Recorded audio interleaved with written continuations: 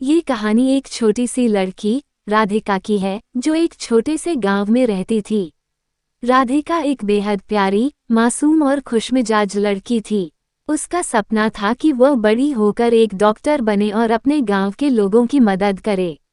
उसके माता पिता बेहद गरीब थे, लेकिन उन्होंने हमेशा राधिका को अच्छे संस्कार दिए थे और उसे शिक्षा के महत्व के बारे में बताया था।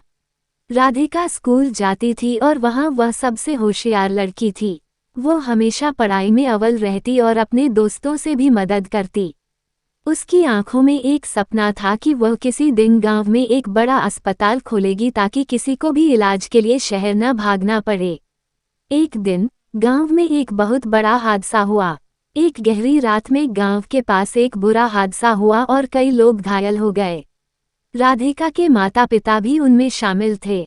ये खबर सुनते ही राधिका की दुनिया जैसे थम सी गई।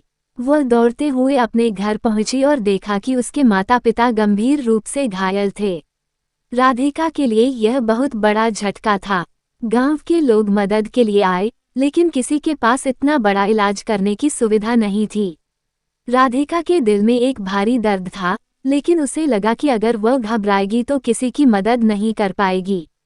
उसने अपने माता पिता को समझाया कि सब ठीक हो जाएगा और फिर गांव के सबसे अच्छे डॉक्टर से इलाज करवाने के लिए अपने दोस्तों से मदद ली। ये घटना राधिका के जीवन का सबसे कठिन दौर था, लेकिन उसने कभी हार नहीं मानी। उसने दिन रात अपने माता पिता की देखभाल की और खुद भी पढ़ाई में मन लगाया। धीरे धीरे उसकी मेहनत रंग लाई। कुछ महीनों बाद उसके माता पिता ठीक हो गए।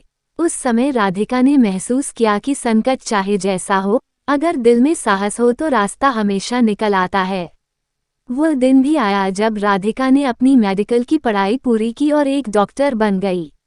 उसने अपने गांव में एक छोटा सा क्लिनिक खोला और हर किसी की मदद करने लगी। राधिका की कड़ी मेहनत और संघर्ष ने उसे उसका सपना पूरा करने का मौका दिया। राधिका की कहानी यह सिखाती है कि जीवन में चाहे कितनी भी मुश्किलें आएं, अगर दिल में उम्मीद और साहस हो तो कोई भी बुरी परिस्थिति हमें जीतने से रोक नहीं सकती।